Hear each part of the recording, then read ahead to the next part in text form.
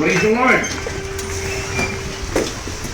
Alam niyo po, nung tayo po ay naging isang Kristiyano, nung tayo ay maging isang opisyal at miyembro ng Body of Christ as a Christian, at tayo naging iglesia ng ating Panginoon, God expects something from you. Nais po o merong inaasahan ang Diyos sa bawat isa sa atin na tayo ay maging matapat. Marami po kasi mga Kristiyano ay sila'y kontento ng mabuhay na bilang isang mababaw na Kristiyano ay hindi may involved sa mga gawain ng ating iglesia. Pero naniniwala po ako na ang bawat isa sa atin ay tinawag ng ating Panginoon upang maging matapat, matatag, at isang Kristiyanong maaasahan sa lahat ng panahon. Amen po ba? Last anniversary po ay ang team po natin. Ano po yung team natin last anniversary? Find us faithful. Okay.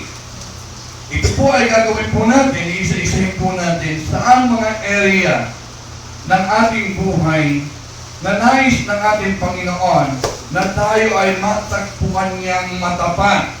No? Kasi ang Diyos po natin, na-expect ng ating Panginoon na tayo po ay maging matapat sa Kanya. Pagkat alam po natin, ang ating Diyos ay tapat na Diyos. Amen. Amen? Hindi po siya nagkulang sa atin yung katapatan niya. Kaya God expect us, o inaasahan ng Diyos, na yung katapatan na Kanyang ipinakita sa atin ay tutumbasan natin ng isang katapatan. Alam niyo po ba, yung mga bata sa third world country, no, na sila po ay nagugutom at sila po ay tunay na malnourished, unti-unti po dahil sa kanilang kakulangan ng pagkain at nourishment sa kanilang katawan, sila po ay nawawala po yung kanilang gana sa pagkain dahil po sa malnourishment. Pagka po meron tayong problema sa ating appetite, ipinakikita lang po ito ay seryosong sakit. No? Pag wala po tayong ganang kumain. Ano? Kaya maraming mga bagay, maraming oras, pag dumadating po yung mga relief workers, ay pinipilit po nilang pakainin yung mga bata na ito. No? Pag nagdadala po sila ng pagkain, para lamang po sila ay magbigyan ng mga sustansya. Kailangan po nila ipilit yung pagkain na ito dahil po sila po ay walang gana. Subukan niyo po, pagka kayo walang gana, sila fried chicken yung nakain sa inyo. Tama po ba? Miski ano masasarap na pagkain na nakain po sa inyo, pag wala kayong gana, hindi niyo po makain ito. Baka hindi niyo natikmay yung mga bagay po ito. Alam niyo po ba na marami po mga Kristiyano ay seriously spiritually malnourished. Hello, marami mga Kristiyano malnourished sa espiritu. Ibig sabihin, mahina po ang kanilang mga kaluluwa, madali po silang mabuhay, no? At madali po, naalala niyo siguro, madalas yung kayo nabuhay nung medyo matagal-tagal na, may patalas-tas po si Kiko patay-patay, may star margarine, no? Na madali siya matapag. Ano po yung marami mga Kristiyano? Marami po mga Kristiyano spiritually malnourished. O marami po mga Kristiyano din na nawalan na po ng gana at naisin na kumain ng salita ng Diyos. No? Parang wala na silang gana na yung Word of God, ang salita ng Panginoon ay kanilang posisiin at buksan. Bibigyan ko po kayo ng example. Kung meron pong Biblia sa inyong harapan at pocketbook na Tagalog, ano una yung bubuksan? Sige po, let's be honest. Madalas pocketbook, ano? Di po ba? O kung may makita po kayo sa inyong harapan na Biblia at o gadget o tablet o cellphone, ano unang nabasahin ng message? Sa tablet, sa cellphone. Totoo po yun, di po ba? Yun po yung katotohanan eh. O kung meron po sa umaga na Nandiyan yung Bible, ay yung computer, ano po kunin yung bubuksan? Nag-check Facebook, siyempre, o YouTube. No, meron tayong YouTube yan. Yun po yung katotohanan. Bakit? Because tayo po ay nawawalan na ng gana sa salita ng ating Panginoon. At seryoso po ito, pagka ganyan po yung nararamdaman ninyo. May karamdaman po kayo, spiritual. Bakit po? Kasi wala na kayong ganang kumain na dapat niyong kainin. Hello? Kung kayo po ay lost in appetite doon sa food, may problema po. Kasi ang sabi po ng Biblia sa Mateo 4:4, ang tao daw po ay hindi nabubuhay lamang sa tinapay, kundi sa bawat salita ng Diyos na namumutawi sa bibig ng Diyos. Pag hindi nyo na po ninanasa ito, malaki po ang problema ninyo.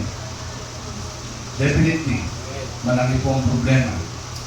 Hindi po kasi tayo, huwag kayong mag-expect na kayo po ay lalago, mananatiling patibay sa inyong pananampalataya, no? Nahiwalay sa salita ng ating Panginoon. Huwag nyo nga expectin, ngayon ay kayo lumaga, tumibay, no? Na sa ating buhay Kristiyano, kung hindi po tayo kumakain at nagbabasa at nag-aaral ng salita ng ating Panginoon. Sa umaga po nito, gusto ko pong i-inspire ang bawat isa sa ating leaders, miyembro ng iglesia ito, na magkaroon tayo ng desire, no? At kauhawan at tunay ng kagutuman para sa salita ng ating Panginoon. Ang salita po ng Panginoon ay nasulat, ito ay naharito sa atin, may dahilan, may purpose. O hindi lang po isang babasahin na parang pag gusto natin basahin, babasahin natin. Pag wala tayong magawa, makapagbasa na ng Biblia, may purpose po. Kaya po ibinigay po sa atin ito, may dahilan. Kaya nga po, kailangan natin mag-aral ng salita ng ating Panginoon. Bakit ba natin kailangan mag-aral ng salita ng ating Panginoon? Bakit pa kailangan tayo ay matagpuan ng ating Panginoon na matapat na nag-aaral ng salita ng ating Panginoon? Pero bago po tayo tumako po doon, bigyan po muna natin ng meaning o kahulugan. Ano po ba ibig sabihin ng faithfulness? O pagiging isang faithful? Ito daw po ay, it means adhering firmly and devotedly to someone or something that elicit or demand one's fidelity. Ito daw po ay nagiging matapat tayo, mananampalataya o ibinuukol natin ang ating mga sarili sa isang bagay na ito po ay nagbibigay sa atin o nagnanasa sa atin na magbigay ng katapatan. Yung faithful na po, loyal, devoted, steady, dedicated, pwede sabihin, tungka. No? Hindi ka matikinig, steady ka lang yan, pinaniniwalaan mo yan. Yun po yung meaning ng faithfulness. No? Hindi mababago yung ating desire na isin. Alam po natin, na sa bawat relasyon, ang naisin po natin yung faithfulness. Right? Yung katapatan. Kung ikaw may kaibigan na gusto mo maging tapat siya sa iyo, at siya man din, ganun din. Kung ikaw may girlfriend, may boyfriend mo, may asawa, ang naisin mo yung katapatan. Kaya nga po, ang Diyos, naging tapat, hinahanapan din po tayo ng Diyos na maging tapat po tayo unang-una sa pag-aaral ng salita ng ating Panginoon. Ngayon, ang question ko, bakit nga natin kailangan pag-aralan ang salita ng Panginoon? Bakit kailangan i-devote natin, no, yung ating isip, yung puso o oras sa pag-aaral sa salita ng ating Panginoon? May mga ilang po mga dahilan, no? Marami pong dahilan, pero may mga ibang dahilan na po tayo tatalakayin sa umagang ito. Unang-una, because the Word of God is infallible. Pag sinasabi pong infallible, walang mali. Okay? Wala itong kamalian. Hindi ito mali. Ito ay totoo tama at walang anumang duda na wala itong kamalian. No? Kaya sabi nga po ng Bible doon sa Psalm 118 verse 13, ang salita daw po ng Panginoon, ang commandment ng Diyos, ang batas ng Diyos ay perfect. No? Ang sabi po doon, as for God, His way is perfect. The word of the Lord is proven, maaasahan. Ang sabi po sa Psalm 119 verse 7-8, the law of the Lord is perfect. Ang ibig sabihin po, talagang diretso, walang mali, tuwid. Ang sinasabi po, pag sinabing pure, wala pong halong anuman. No? Dalisay, malinis, wagas. So, ibig sabihin, kaya po natin pinag-aaralan ng salita ng Panginoon. Alam natin na ang salita ng Panginoon ay totoo at wala mali. Ano man na nakapalog dito ay tama na maaasahan ng ating buhay na hindi tayo sumusunod sa maling mga paniniwala. Pag sinabi pure, wala po itong halo. No? Kaya kailangan po ito lang yung ating pinag-aaralan. Hindi tayo umaasa sa mga libro o anumang klaseng libro yan. Kung nais natin matatag, nandito po. No? Kaya po sabi doon sa Psalm 119 verse 140, ang salita mo ay puro, wagas. No? Your word is very pure. No? Kaya nga sabi yun, therefore, your servant shall be. Kaya nga, yung lingkod mo ay talagang minamahal ito. Pag sinasabi po pure, wala na po natin kailangan ihalo. Kasi pag hinaluan po natin, hindi po. Kaya nga, bakit kailangan? Dahil ito ay salita ng Diyos na walang mali, tama, tumpak. Pangalawa, ang salita natin, Panginoon, ay kumpleto na. Hindi na po na kailangan ng mga additional mga books para maunawaan. Hindi na kailangan yung mga additional na mga chapter at verses katulad po sinasabi ng iba. No, dahil kulang daw po itong Biblia, so kailangan may libro pang pag-aralan. Hindi na po. Ang sabi po ng salita ng Panginoon, ito ay kumpleto. Perfecto. No? Wala lang pwedeng idagdag, walang pwedeng ibawas. No? Bawal po sa salita ng Panginoon ng dagdag bawas. No? Tatanggapin po natin ito na tunay nga po na ito ay totoo. No? Okay, pangatlo po, the Word of God is totally authoritative. Anong pwede sabihin ito? Ito ay dapat nasundin. May authority. Dapat po ito paniwalaan. No? Ito ay kapanipaniwala. No? Ang sabi po sa Psalm 119 verse 89, forever Lord, your word is settled in heaven. Ang salita ng Panginoon, ito po yung pinagmumulan, no? Ng turot aral na nanggagaling sa ating Panginoon. Minsan po kasi may naririnig po tayo, no? Ang sabi na, meron na pong salitang para sa iyo na nanggagaling sa Diyos. Di po ba? Ano na sa the Lord say? Makakarinig po din kayo ngayon noon. Alam niyo, pinakamahalaga po doon, huwag natin agad i-reject. Okay? Isulat niyo po ito, and then go to the Word of God. Pag ito yung sinasabi ng Panginoon para sa iyo, magsasalita ang Diyos sa iyo sa pamamagitan ng Kanyang salita. Liliwanagin ng Diyos sa iyo na yung word na yon ay para sa iyo at kailangan mo ang hiling. Authoritative kasi salita ng Panginoon. Tumasa po natin, dapat po natin sundin. Ang nangyayari po kasi sa atin, mas madalas, sinusunod pa natin ng tao kaysa sa Diyos. Di po ba? Bisa kung ano yung sinabi ng tao, yung sinusunod natin, hindi yung sinabi ng Diyos. May kapangyarihan po ito, may authority ito, kaya dapat po natin gawin. Tayo ay sundin kung ano ang sinasabi ng Diyos para sa atin. Ang pang-apat po ay, ang salita po ng Panginoon is sapat na para sa atin. Totally sufficient. Sapat ang salita ng ating Panginoon. Ano po ibig sabihin? Pag sapat, wala na kayong kailangan pa. Wala na kayong kailangan hanapin pa.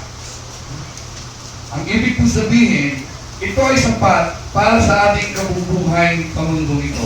Paano tayo dapat mabuhay sa mundong ito? No? Kita niyo po ang sabi sa 2 Timothy chapter 3, verse 16 to 17. Alam ko, yung iba, alam na alam ko ito. No? Babasahin ko po sa inyo sa Tagalog. 2 Timothy chapter 3, verse 16 to 17. Okay, ang sabi, lahat ng kasulatan ay kinasihan ng Diyos at magagamit sa pagtuturo ng katotohanan, sa pagpapalaanan sa maling aral, sa pagtutuwid sa likong gawain, at sa pag-akay sa matuwid na pamumuhay. Sa gayon, ang lingkod ng Diyos ay magiging handa sa lahat ng mabubuting gawa. Sa English translation po, that is profitable. Ano po ibig sabihin yon? Pakinaban. Ang ibig ko sabihin ito ay mapapakinabangan ninyo. No? Hindi kalugi. Kung mag-i-invest po tayo ng oras, kung maglalaan tayo ng panahon na magbasa at mag-aral ng salita ng Panginoon, ang sabi po ng Biblia, ito tayo pakinabang sa'yo. Hindi ka pulugi. No? Kung baga sa negosyo, sure bet ito, na wala kang pagsisisihan kung mag-aaral ka sa salita ng ating Panginoon. Ano po ibig sabihin? Bakit ba ito pakinabang para sa atin? Ang ibig sabihin po ng Biblia, kaya po magiging pakinabang po sa atin, ay dahil sa pagtuturo ng doktrina, sa teaching. Okay? Ang sabi po doon ay upang ito lang magamit natin sa pagtuturo. Ang ibig po sabihin, ang batayan lamang, ang dapat po na ginagamit po ng mga pastor, mga leaders of the church sa pagtuturo ay hindi libro, kundi ang salita ng Diyos. Okay, ito po yung source. No? At mahalaga po na maunawaan natin ng salita ng ating Panginoon upang tayo ay huwag madayan. Hello? Upang tayo ay huwag madayan ng iba't ibang uri ng pananampalataya at turo at alam. Minsan po marami po mga tao, minsan sumusunod sa mga tradisyon. Minsan may mga pamahiin. Tama po ba? Minsan mas pinapahalagan pa yung pamahiin kaysa salita ng ating Panginoon. Hindi po ba? Minsan yung mga tao at mga haka-haka, puro-puro, ang nagiging daan upang ito ay ituro din sa tao at ipalit sa salita ng ating Panginoon. Di po ba? Kaya nga pag sinasabi ng ibang tao, alam mo, ang swerte mo. Di po? Ang swerte po, wala sa Biblia. Ang swerte po, ibig sabihin, by chance. Sa salita ng Panginoon, wala po chance.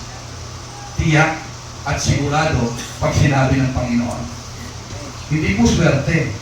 Minsan, pag may patay, bawal po magwalis. Subukan yung magwalis pag may patay.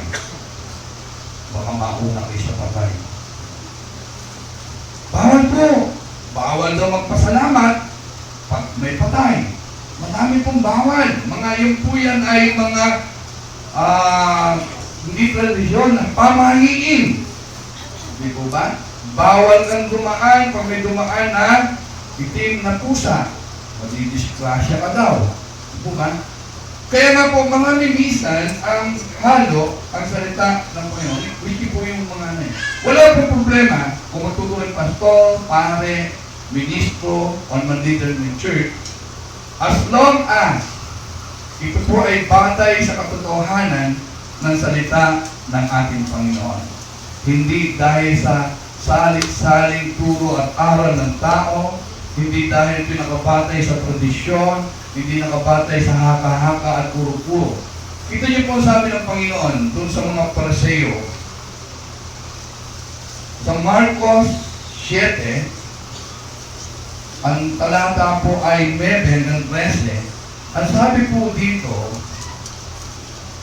okay, papulit pagsambay ginagawa ninyo, papulit pagsambay ginagawa yung walang kabuluhan, ang utos ng tao ay itinuturong utos ng may kapal. Niwawalang kabuluhan ninyo ang utos ng Diyos, at ang sinusunod ninyo ay ang turo ng tao. Bakit po nasabi ng Panginoon? Sabi niya sa verse 9, sinabi pa ni Jesus, kay husay ng paraan ninyo sa pagwawalang bisa sa utos ng Diyos, masunod lamang ninyo ang mga turong minana ninyo tulad nito. Inuutos ni Moses, igalang mo ang iyong ama't ina, at ang nagsalita ng masama sa kanyang ama o ina ay dapat mamatay. Ngunit itinuturo nyo kapag sinabi ng isang tao sa kanyang ama o ina, ang anumang may tutulong ko sa inyo ay korban, anong bagay, inahin ko ito sa Diyos, hindi na ninyo siya pinahintulutang tumulong sa kanyang ama o ina. Sa ganitong paraan, iwawalang kabuluhan ninyo sa salita ng Diyos, at sa pamagitan ng mga turong minana ninyo, at marami pang bagay na tulad nito ang ginagawa ninyo. Hello. Kaya nga po, dapat po natin maunawaan, ito po ay mapapakinabangan natin sa pagtuturo ng tamang turo at aral. Alam nyo, ang Biblia po ay maliwanag pagdating po sa salvation. Ewan ko bakit po pinahihirap na marami.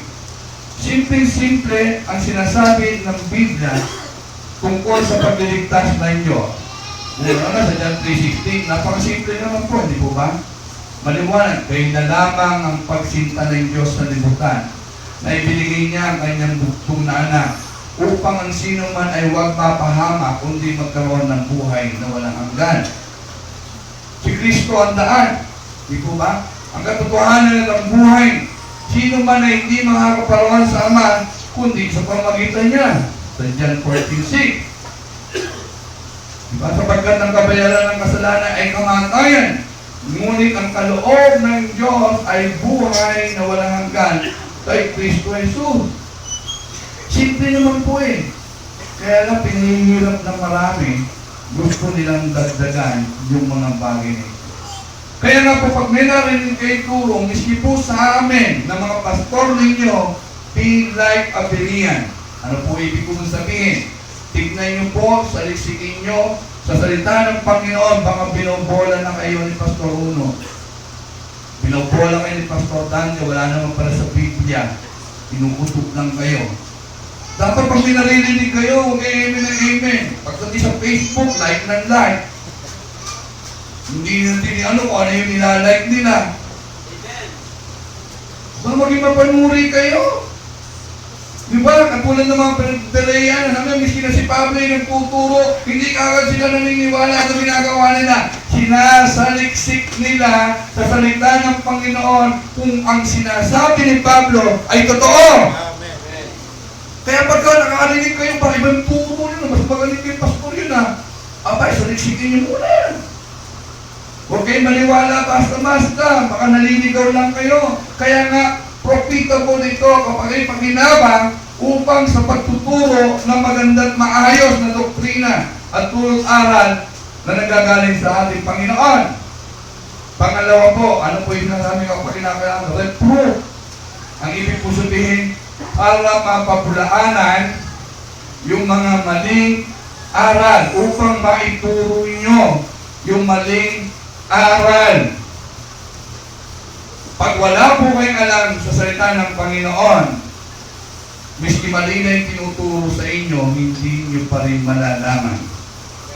Ang Biblia po pwede pong ituro kung mali ang kanyang itinuturong aral.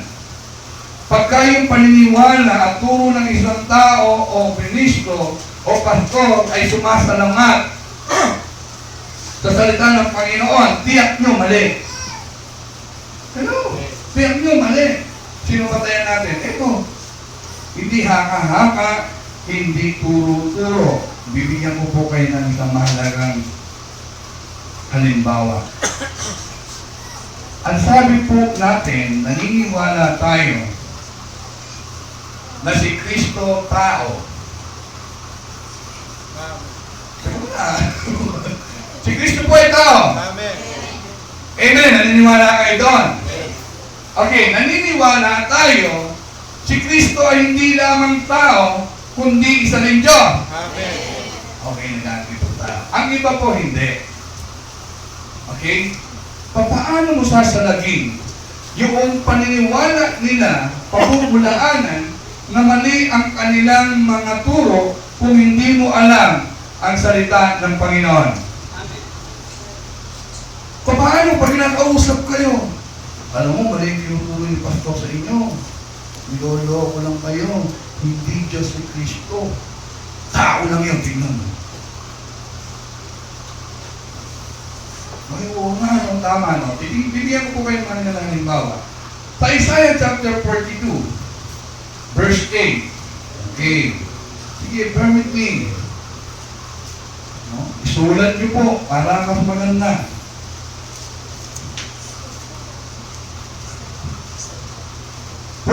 Verse 8. Ang sabi diyan, ako si Yahweh lamang ang inyong Diyos. Walang ibang Diyos na maaaring umangking sa aking kalingningan, ni makaagaw sa aking karangalan.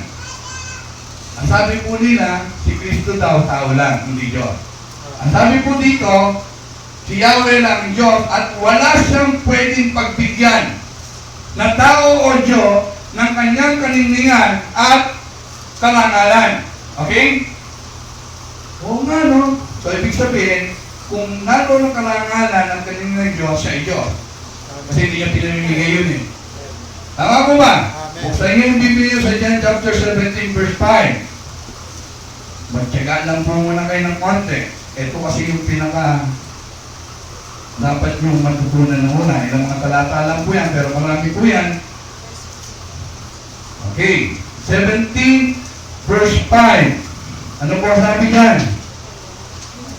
Kaya Ama, ipagkaloob mo sa akin ngayon ang karangalang taglay ko sa piling mo bago pa likhain ang... Ano po yung babalik ulit sa Panginoon? Yung karangalan.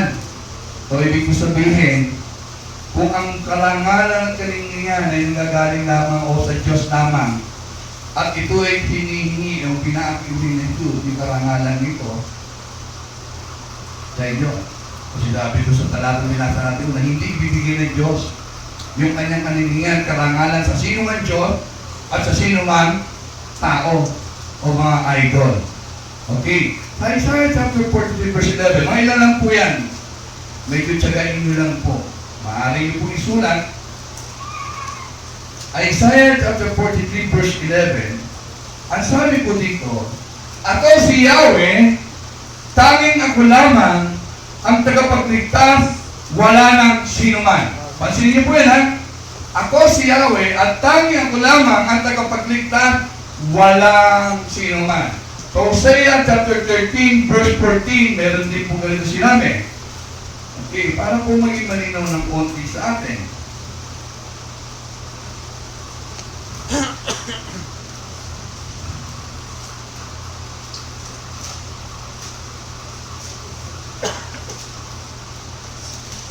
Okay, ang sabi po sa 14, 4, sinabi ni Yahweh, ako ang inyong Diyos, ako ang nagpalaya sa inyong sa Egypto, ngayon, walang ibang Diyos kundi ako, at walang ibang tagapagligtas maliban sa akin. Okay, walang maliban, wala talaga. Siya lang ang pwede magligtas sa iyo at sa akin.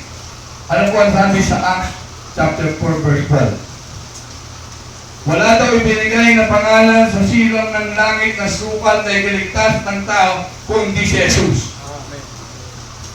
Pag hindi pa natin ang magkakaroon o conviction. Ang sabi mo sa Titus chapter 1 verse 4. Okay. Para lamang po medyo maintindihan po natin.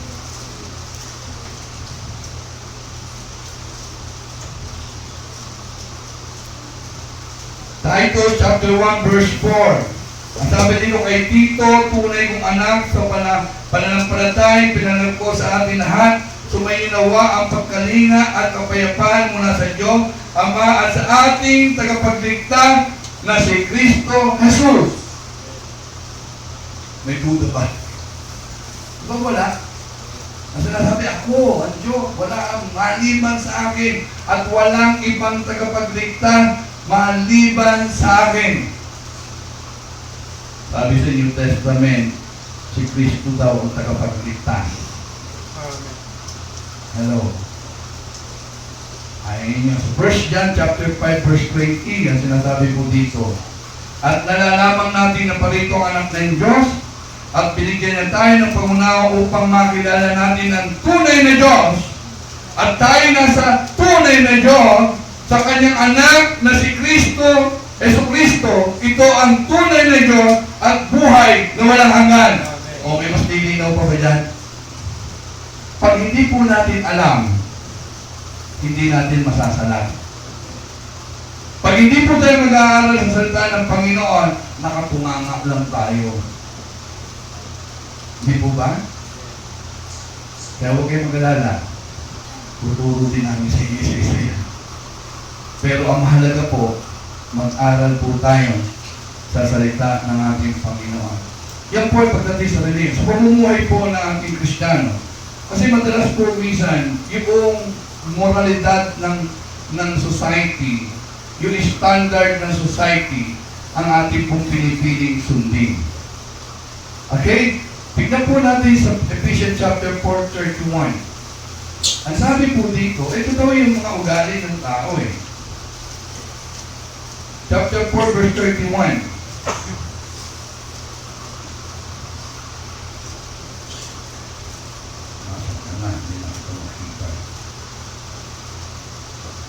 Ito. Alisin ninyo ang lahat ng sama ng loob, galit at puot. Huwag na kayong magbubulyaw, manlalait, at mananakit ng damdamin ng kapwa. Maliwanag po sinasabi, no? Huwag daw. Pero sa standard ng mundo, hindi po ito yung tinuturok sa atin. Diba? Pagka binulyaw ka, binulyaw mo din. Pag galit siya, galit ka rin. No? Pero ang sabi po dito, huwag na daw. Na ito yung maging kalakaran natin. Kung meron tayong sama ng loob, kung meron man tayong galit tayo sa isang kapwa natin, hindi tayo makapagpatawad, ang sabi po ng Biblia, mali yan. Hindi tama yan. No? Pero sa sanlibutan, okay lang yan. Diba? Kasi pagka yung mapagpatawad ka, mapagbigay ka, aabusuhin ka. O kailangan pag galit ka rin.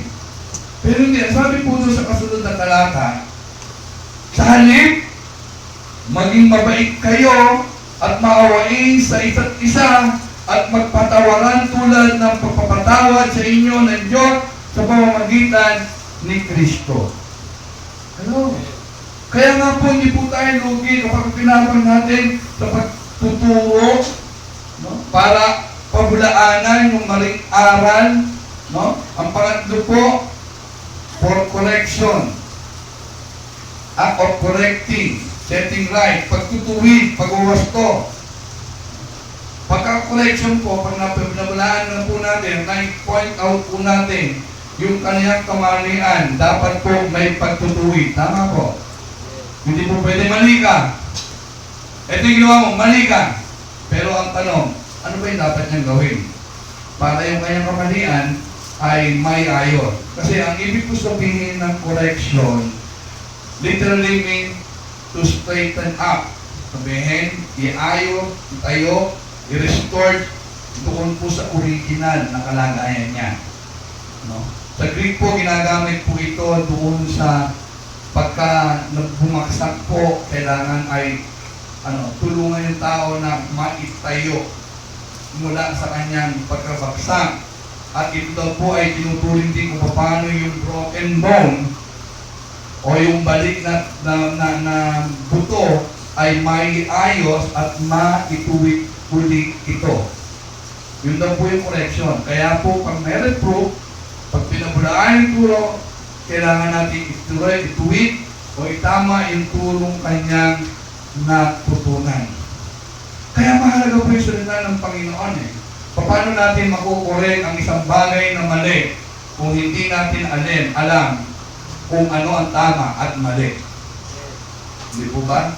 Kung alam natin yung tama, ikokorek natin siya, itatama natin siya sa pamamagitan ng salita ng ating Panginoon.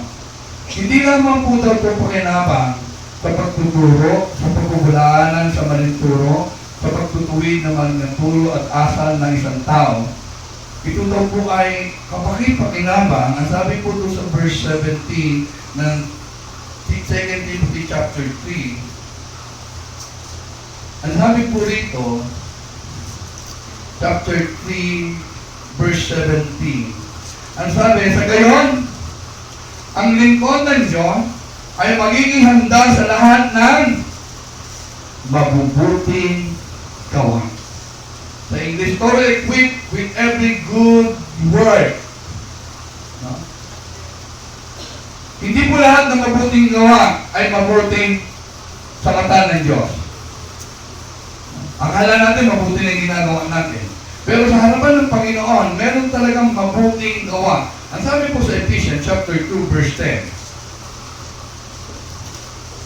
Ephesians chapter 2, verse 10. Ang sabi po dito, tayo kanyang nilalang, nilikha sa pamamagitan ni Kristo Jesus, upang iukol natin ang ating buhay sa paggawa ng mabuti na itinalaga ng Diyos para sa ating upamang una. Ang mabubuting gawa na tinatanggal natin Panginoon, yung mga gawang ginawa sa pamamagitan o dahil ito ay ginagawa natin dahil sa ating Panginoon.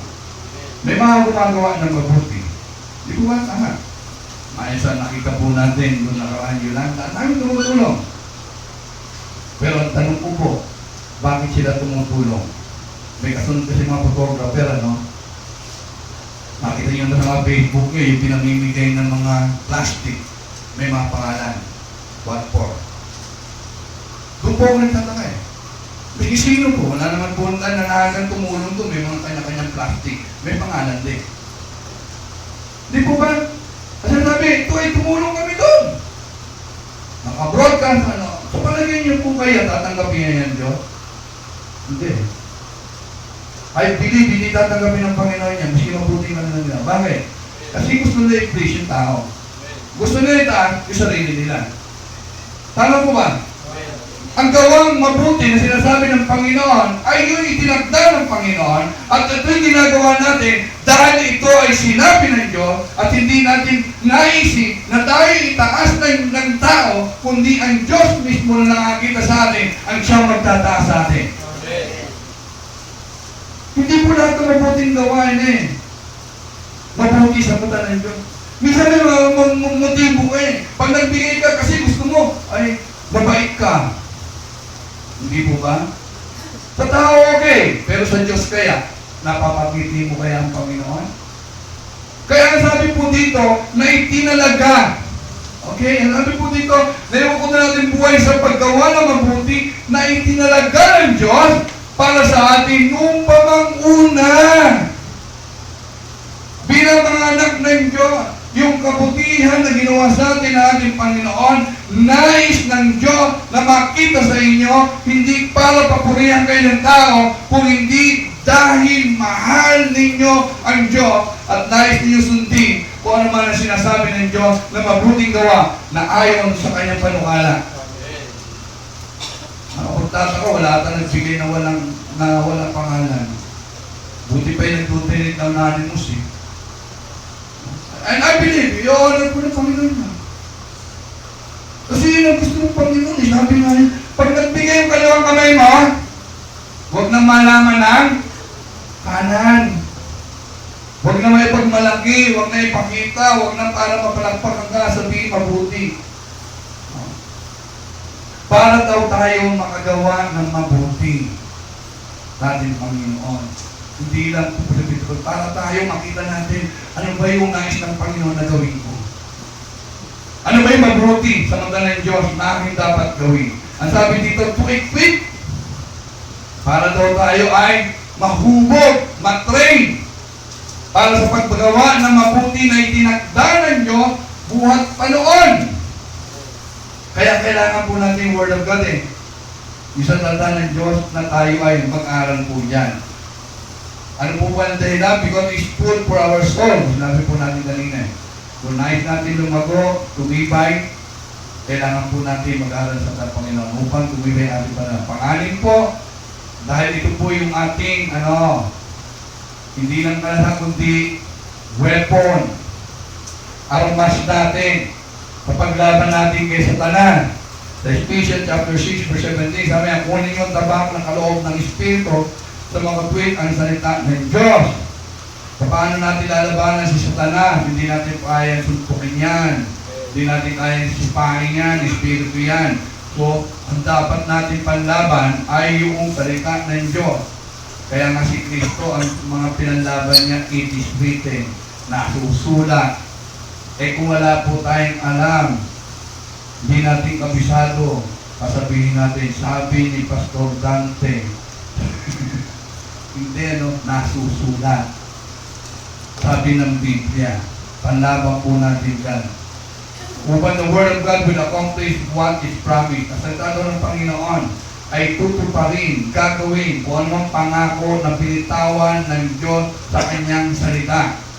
Paano natin maangkin ang pangako ng Diyos at mababantayan kung ito'y magaganap kung hindi po natin alam ang nakapaloob sa salita ng ating Panginoon, na hindi natin alam kung ano yung pangako ng Diyos para sa atin. Alam niyo ba binabantayan Diyos ang Kanyang salita na ito ay maganap?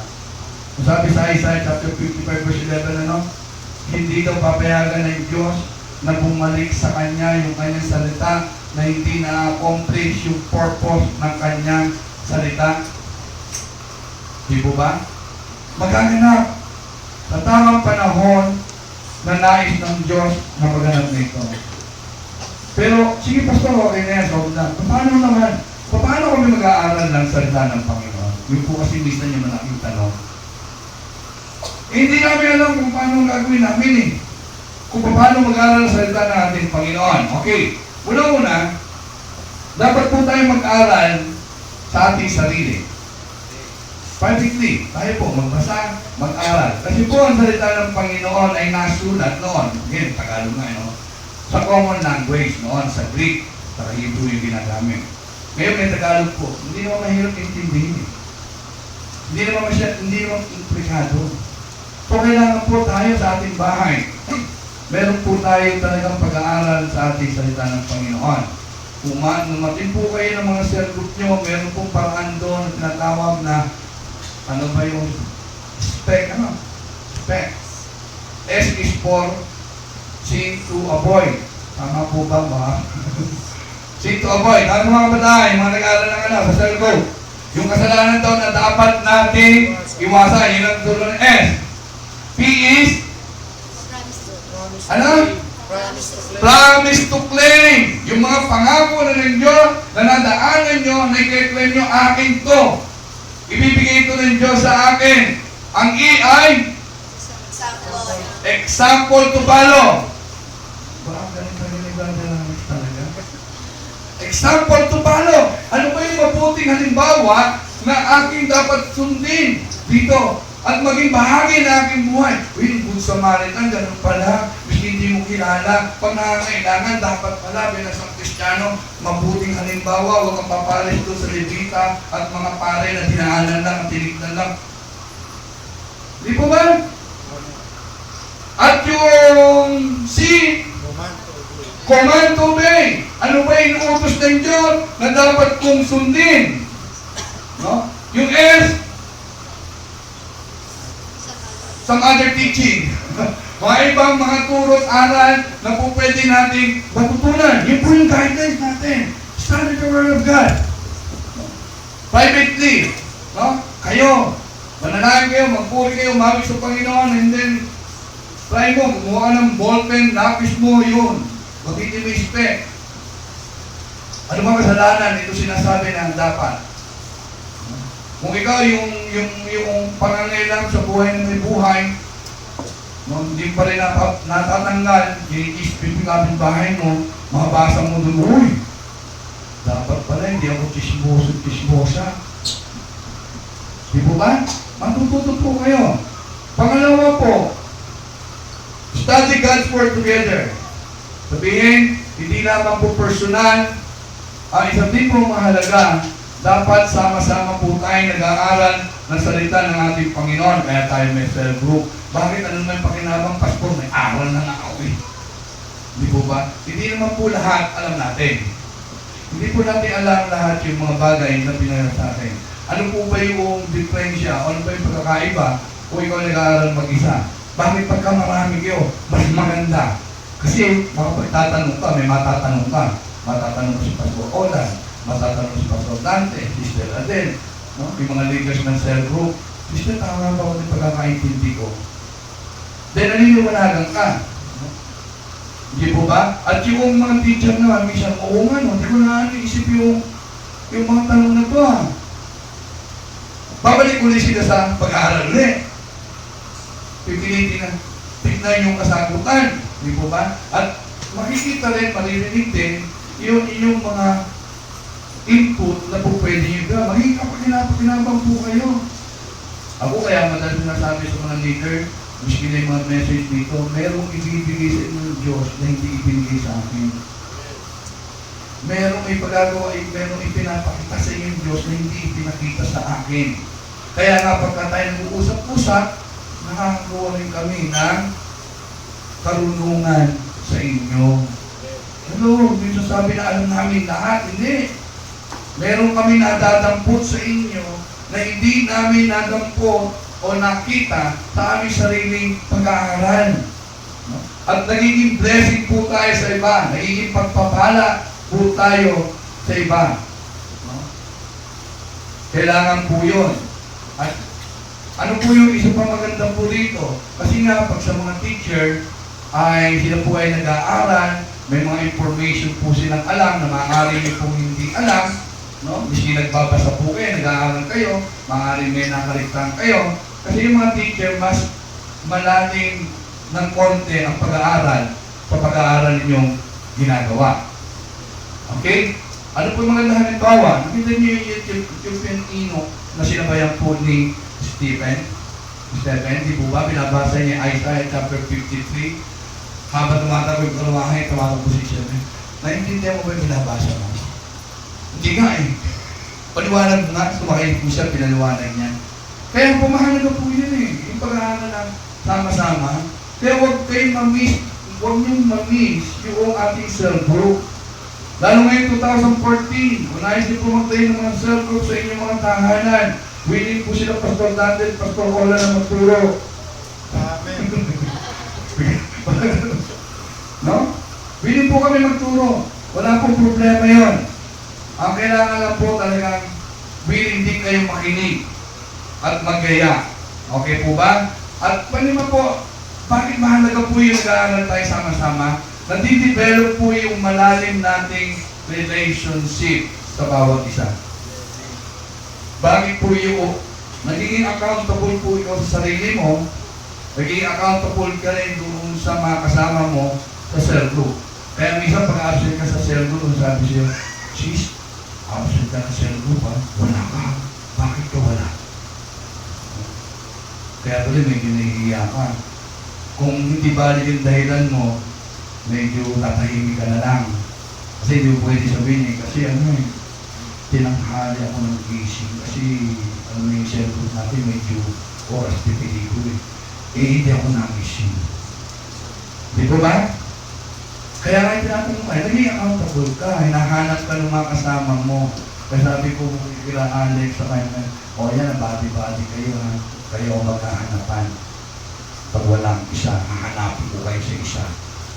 Maganda po yun eh, nagiging accountable po tayo sa bawat isa. Pati yung sarili po natin, parang naging accountable tayo. Kung nga pala may cell group, sila sister, nandun na ako, nandito pa.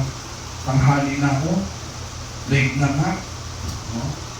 Nakukuha po natin, nadidevelop po yun sa bawat isa sa atin. Kaya pagka part po tayo ng cell group, yung attitude natin, minsan, na-check. Di po ba? Di Di po ba? Totoo yun eh. May mga attitude tayo minsan na hindi maganda eh. Pero, siyempre sa cell group, nagiging mas personal ng approach at napagsasabihan kayo, kapatid, hindi maganda yung ginagawa mo. Di po ba? Bakit po naging malalim po ang mga unang mga Kristiyano? Doon sa Acts chapter 2 verse 42, araw-araw po sila magkakasama. Hindi ko mo sinasabing araw-araw tayo magsama. Pero ibig sabihin, pahalagahan po natin yung bawat pagkakataon na tayo ay magsasama-sama para mag-aral ng salita ng Panginoon. Magpapalakasan po tayo sa bawat isa. Yung mga problema po natin ay pwede nating ibigay, no? Sama-sama tayo doon sa problema ng isa. Pangatlo po, pwede po tayo matuto sa Word of God sa pamagitan ng pakikinig. Okay? Kaya mahalaga po yung Sunday worship sa pakikinig ng Word of God. Pahalagahan po natin. Huwag po tayong pumayag na uuwi tayo na wala tayong natutunan. Kaya pagdating ng preaching, hayaan mo na, abutin tayo ng alas 12 dito ngayon. Ako isa lang may Di po ba? Maging enthusiastic tayo, maging masaya tayo. Kaya po mahalaga yung ating midweek worship. Natuturuan po tayo sa pamamagitan ng ating pakikinig. Kaya lang po marami pong Kristiyano, hindi na nga umaate ng cell group. Hindi na umaate kung ano. Sunday na nga lang umaate. Eh, minsan late pa. Minsan kung ano-ano pa yung mga pinagkakagawa. Di po ba? Sino ba lugi? Kayo kaya? Kala niyo ba ako lugi? Hindi, kayo lugi. Ang sabi pilihan natin, pakinabang sa inyo. So pagka nakikinig kayo, ako ba nakikinabang? Kayo. Kasi napag-aralan ko na ito, nauna na ako nakinabang sa inyo. Kaya pag ipinapayag sa inyo, lamputin nyo, pakinabang sa inyo, pakinabang sa inyo. Pag hindi kayo nakinig, pag-uwi ninyo, talo kayo. Lugi kayo. Nag-stay kayo dito ng 2 oras, wala kayong dalang pitpit. Pauwi sa inyo, gutom pa rin kayo spiritually. Kaya nga po, by hearing, encourage ko po kayo na every Sunday, talagang narito po kayo, every midweek worship, narito po kayo. Alam nyo, minsan yung midweek worship po, ang gaganda ng mga ibibigay na mensahe ng Diyos sa pamamagitan ng kanyang mga lingkod. Hindi po pwede na tayo ay kumain lamang na minsan sa loob ng isang linggo. Sino po pahayag dito? Sige. O yung minsan lang sa isang araw. Hindi kayo pahayag, hindi po ba? Hello? Pahayag ba kayo na kumain lang minsan sa isang araw? Hindi! Talagang hindi kayo papayag eh. Gusto nyo may almusal. O pagka meron pa kayong ginamasulasal, may merienda kayo sa umaga. Pag ginagalaan kayo, tanghali, meron din talaga. Hindi maali. Pagdating, merienda sa hapon, sa gabi. O meron pang midnight snack. Pero, pagdating sa Word of God, ginugutom niyo naman yung sariling kaluluwa ninyo. Payag kayo na minsan lang sa isang linggo na pakainin ninyo ang kaluluwa ninyo. Unfair naman ata yan. Bakit? Alalahanin nyo lagi. Church, listen. Lagi yung tatandaan, yung pinakakain nyo na 5 beses sa isang araw, mamamatayan. Lagi yung tatandaan, yung inaalagaan ninyong wag magutom sa loob na isang araw, mabubulok yan.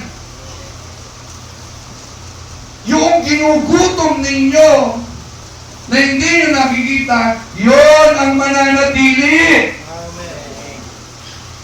Kaya lang, baliktad po kasi priority natin eh. Yung mabubulok, yung magkakasakit, yung mamamatay, yun ang binubusog natin. Di po ba? Paano po natin mapapalakas yung nasa loob natin ang kaluluwa? Study the Word of God. Be faithful. Gusto po po natin mga spiritually, naharapin 2014 na mayroong pagtatagumpay. Ang una po hakbang, mag-aral po kayo ng salita ng ating Panginoon. Kung nais po natin maging matibay sa ating pananampalataya, read and study the Bible. Kaya nga po ang ginagawa na naalala kong kanta ng mga Sunday schooler. Naituro ba sa mga Sunday schooler? May kanta po sa Sunday school eh. Sino nakakaalam? Read your Bible. Pray every day. Pray every day. Ano ba tayo? Read your Bible. Pray every day. If you want to grow. If you want to grow. If you want to grow. What will you do? Read your Bible, pray every day if you want to grow. Alalahanin nyo, magiging bansot kayo pag hindi kayo kumain. Gusto nyo mag-grow? Read and study the Word of God. Ang sabi sa 2 Timothy chapter 2 verse 15, be diligent to present yourself approved to God, worker who does not need to be ashamed, rightly dividing the Word of God.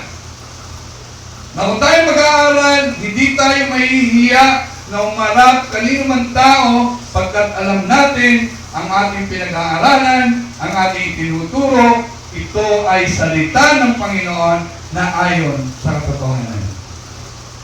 Be faithful. Maging matupad po tayo sa pag-aaral ng salita ng Panginoon. So pagsimula po ng year 2014, ito po yung maging goal natin na mag-aaral ng Word of God. Tumayo po tayo bago po